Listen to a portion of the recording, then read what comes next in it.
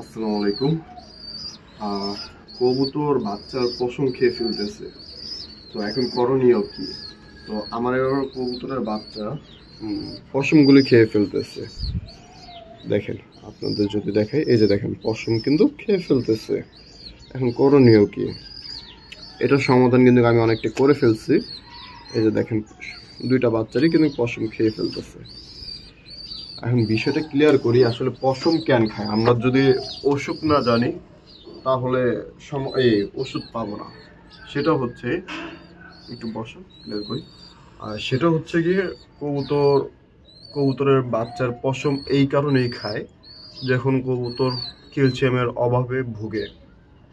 তো এর জন্য আমাদের যেই জিনিসটা করতে হবে, অবশ্যই কবুতর ডিম পাড়ার আগ থেকে কবুতরকে ক্যালসিয়াম জাতীয় খাবার খাওয়াতে হবে। আর লাগলে ক্যালসিয়ামের ট্যাবলেট বা ওষুধ আমাদেরকে দিতে হবে। ক্যালসিয়াম, আয়রন, ভিটামিন এরকম সব ধরনের ওষুধ আমাদেরকে দিতে হবে।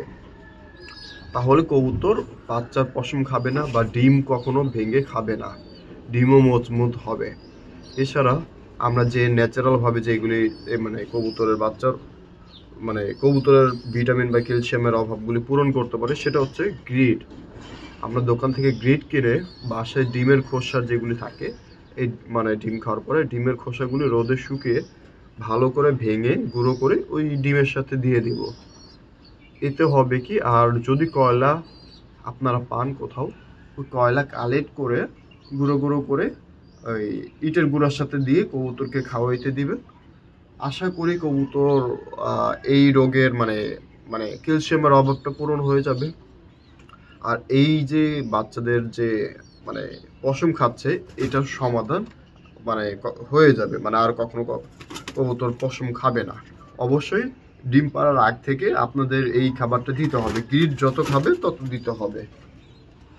তো যাই হোক, এই ছিল মূলত ভিডিও। আশা করি ভিডিওটা ভালো লেগেছে। যদি আরো ইনফরমেশন ভিডিও পেতে চান তাহলে আমাদের পেজটাকে ফলো করেন আর ভিডিওটা অবশ্যই শেয়ার করে দিবেন।